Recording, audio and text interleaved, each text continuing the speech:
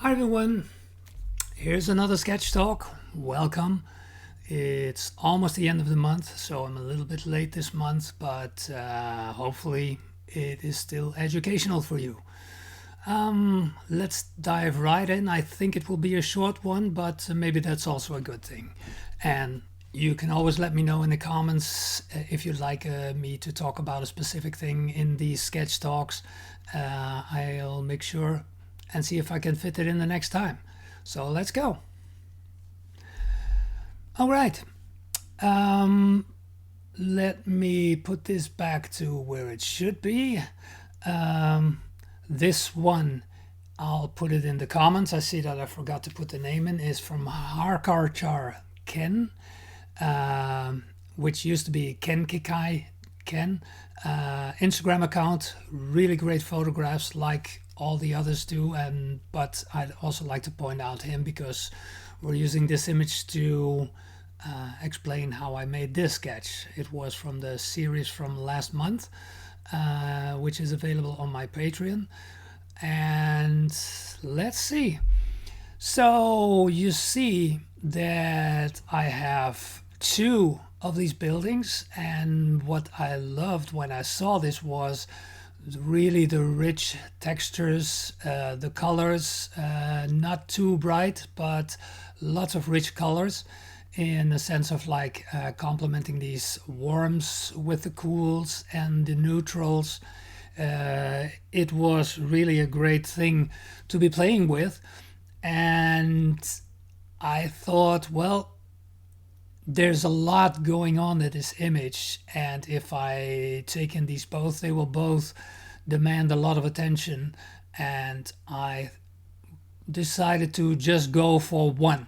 I decided to go for this one, and I might in the future do a sketch on the other one, which has also got some really nice qualities like these open ends here, these gaps here, but to get back to the sketch that you see already finished here on the left side, which I will come to later, but I'm showing it just so you can see where all of this leads.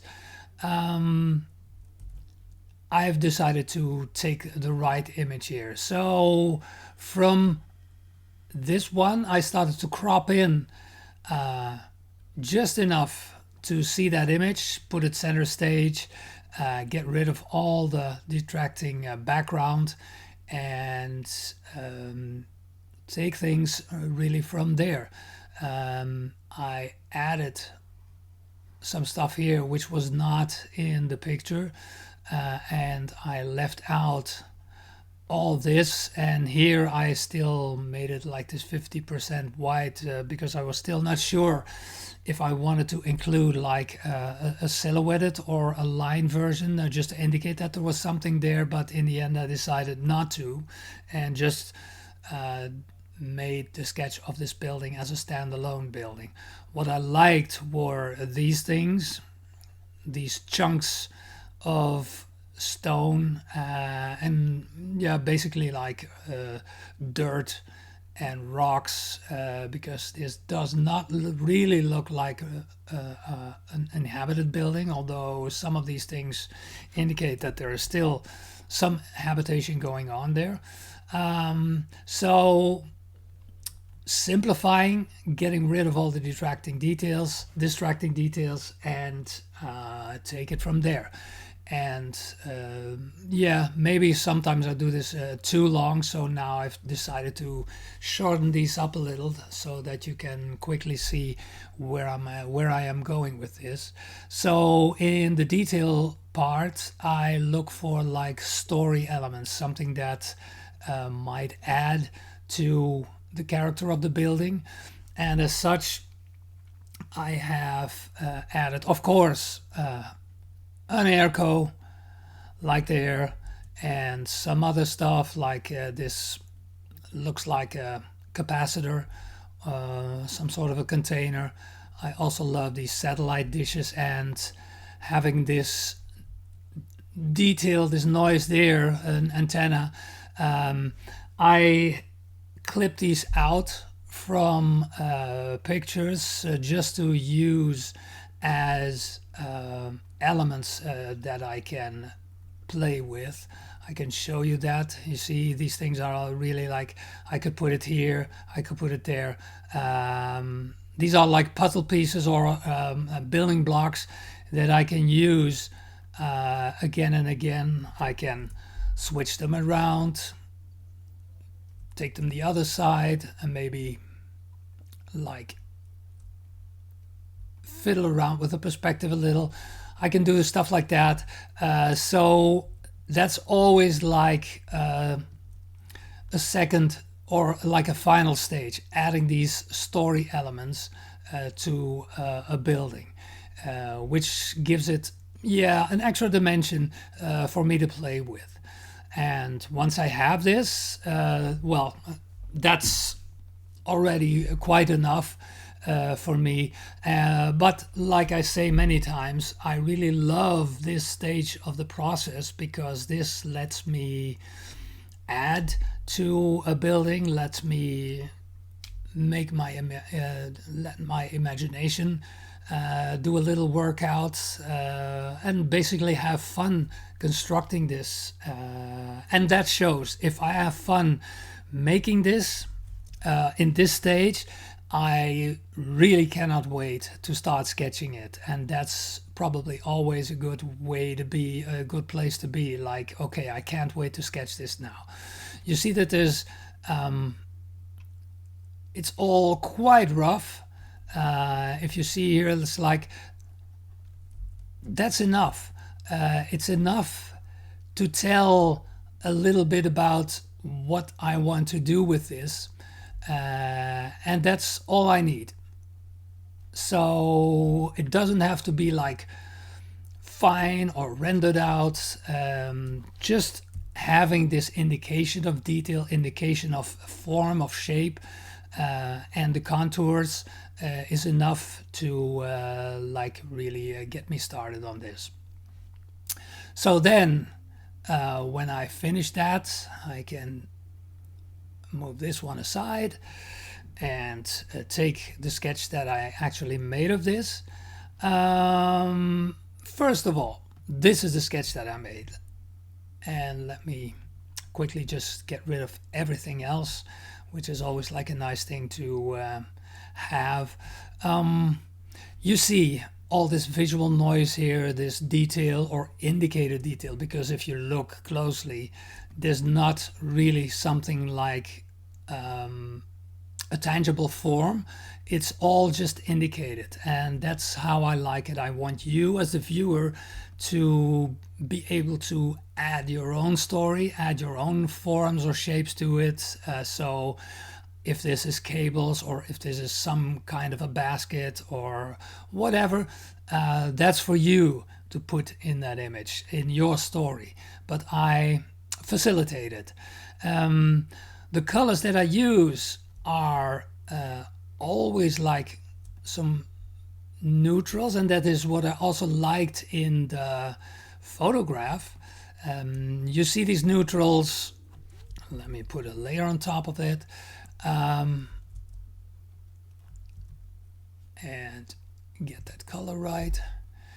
You see neutrals here, like these grays, and you see me playing, and also here these grayish greens, the grayish desaturated blues.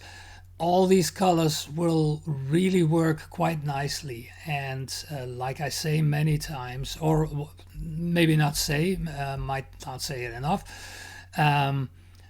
the neutrals here, the neutral like gray, green colors here, or gray, neutral earth type of colors, are from Winsor Newton. There's a pack that, well, a pack, actually two. That's the Y616 and the Y717. These two are a mainstay in many of my images because they provide a really nice foundation for me to build a sketch on. And slowly, like is the process with transparent tools, start from light and gradually go darker. And you see that here. You see the lighter color, and then here is the darker version of that. And by layering that on top of each other, you get all this extra depth. And here you can see a lot of this at play. Here's the 616, 717. This is a Winsor Newton as well, which is like a very pale blue that also plays.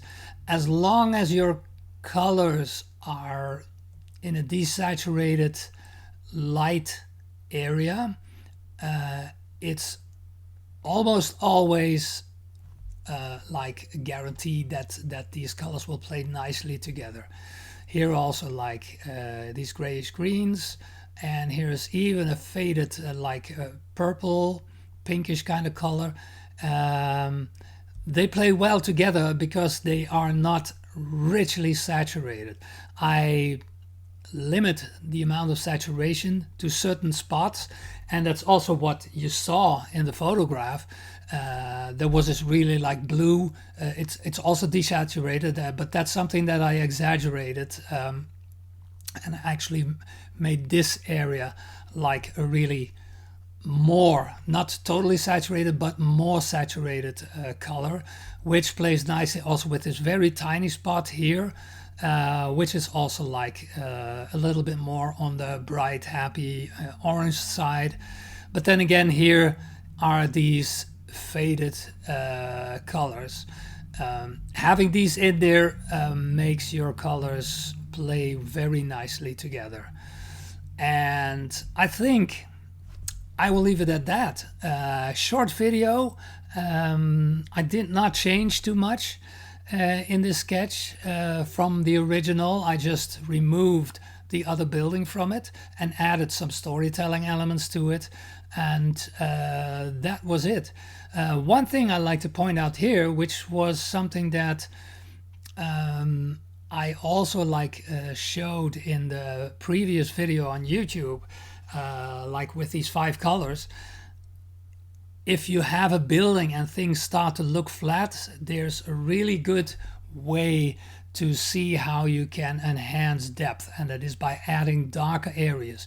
Here you see this swash with probably like a cool blue 6.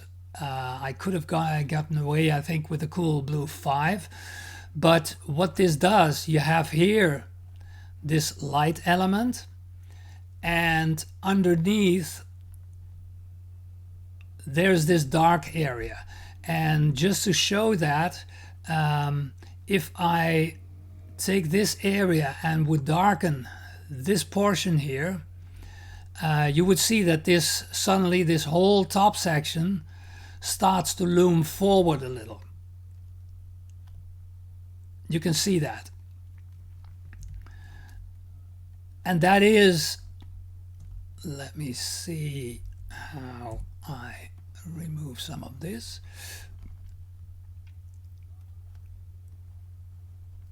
Do you see here the difference between this and this? Suddenly this whole top area starts to loom forward because I made the bottom section a little bit darker, and you can play with that as much as you want, how much darkness you want to have in there. I could have this airco stick out and maybe even like make this door even a little darker, so that it recedes even further back. And then you start to see these elements here to go forward, and I don't know if the cursor is visible in the video, but these elements start to move forward because of darkening their backgrounds. And that is something that here I do it digitally. I also did that here in the overhang. Let me get rid of that and show you like how much difference that can make in getting that depth in there. this starts to stick out even more when I darken this. And that's something in Photoshop, it's quite easy, but it's also quite easy with markers. Do this on a test page if you're not really that comfortable with trying out this technique, but the more you do it, the more you will be able to predict, okay, this is enough. Like I said here, this one is a cool blue 6 probably, and I could have gotten away with a cool blue 5, so a little bit less. But then again, this swoosh also indicates something of a reflection, so nothing is really lost there. Playing with light and dark to add to the depth of a sketch is a great way to achieve that. And with that, I'd like to say goodbye for this one, and I look forward to seeing you in the next video. And again, if you like this video, like it, follow me, and if you have any suggestions for me, what you would like me to talk about, let me know, and I will try and fit that in future video. See you next time. Bye bye.